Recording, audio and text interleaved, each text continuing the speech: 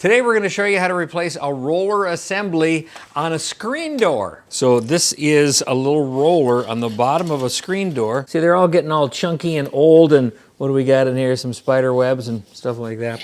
But this is what's inside of this screen door. It's this roller and this little springy deal. I'm going to be on the inside here and pretend this is on the inside. I'm going to take the screwdriver. I'm going to push on the spring and I'm going to pull it out.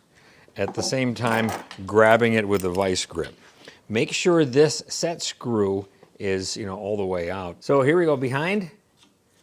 I'm gonna slip it and go like this and kind of yank it at the same time. Tell you what, let's try that on the other side.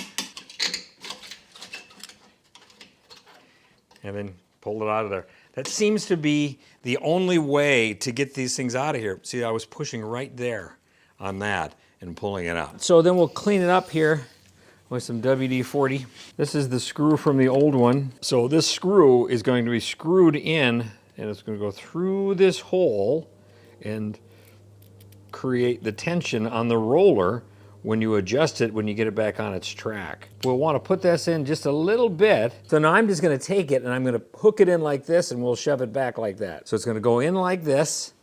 And then I'm going to take the screwdriver back in and I'm going to push it back to where it matches up with that screw. Okay, so we're going to push it in, put the screwdriver like this. So there's the new one ready to go. And there's the old one. All right, well, thanks for watching, and we'll see you in the next video. All the links to all this stuff is down below if you want to check them out.